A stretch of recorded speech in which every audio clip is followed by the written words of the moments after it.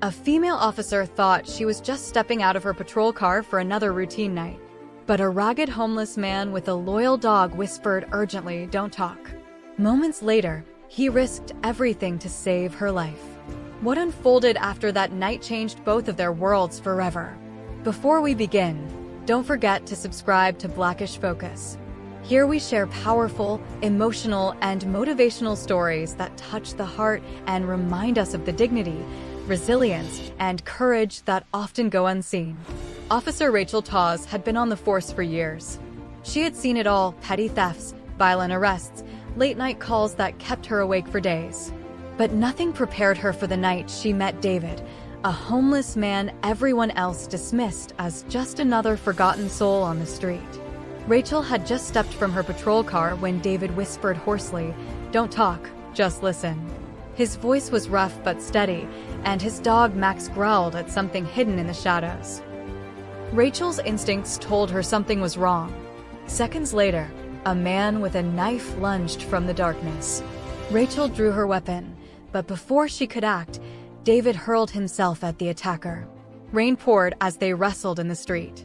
Rachel fired a warning shot into the air, and with Max barking ferociously, they managed to disarm and subdue the assailant. Rachel snapped cuffs on the man, her hands trembling. For the first time in her career, Rachel realized her life had been saved not by training or backup, but by someone society overlooked. She offered David a blanket, food, and gratitude. He refused hospitals and help, but his name, David, stayed with her. Over the following days, Rachel couldn't forget him. She searched alleys, shelters, and streets until she found him again, leaning against a wall, Max at his side. Slowly, trust grew between them. She learned he once had a life, a job, a family, even stability, before an accident and medical bills pulled it all away. Through it all, Max had been his only anchor. Rachel brought him food, conversation, and kindness. He revealed a sharp mind, fluency in several languages, and a wisdom born of hardship. To the world, he was a vagrant. To Rachel, he became a man of dignity and courage hidden beneath grime. Weeks later, a child went missing. Hours passed with no leads until David appeared, Max pulling at his leash. "He's in there," David said, pointing to a locked shed. Inside, they found the terrified boy alive. Rachel's colleagues stared in disbelief once again. The man they ignored had saved a life. Rachel pleaded with her captain to see David not as a liability, but as an asset. She convinced him to hire David part-time as a translator for immigrant families. Nervously, David accepted. On his first day, he helped a frightened family explain their case. For the first time in years, he felt useful and seen. David became known at the precinct.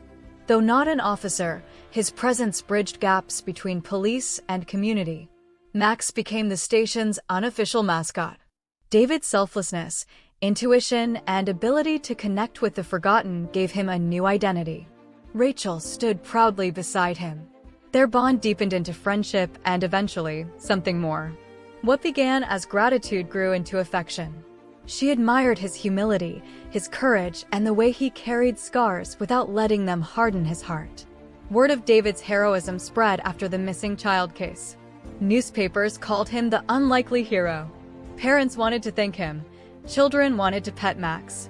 At community meetings, David spoke nervously but truthfully. "I'm not a hero. I was just given a second chance. Don't look at me, look at those you ignore every day. They matter too." The applause was thunderous. For a man once invisible, it was overwhelming. Yet Rachel's steady presence anchored him.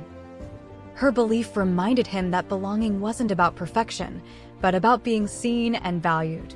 Months later, David moved into a modest apartment. Max had a warm bed, and for the first time in years, David had a home. He still carried his past, but now he walked with pride, purpose, and a family of sorts, Rachel and Max. Rachel often reminded him, "You saved me that night. You saved yourself too." Their partnership became a story of redemption, love, and the simple truth that heroes come in many forms. Sometimes they wear badges, sometimes rags, but always courage. David's story reminds us that no life is worthless, no person truly invisible.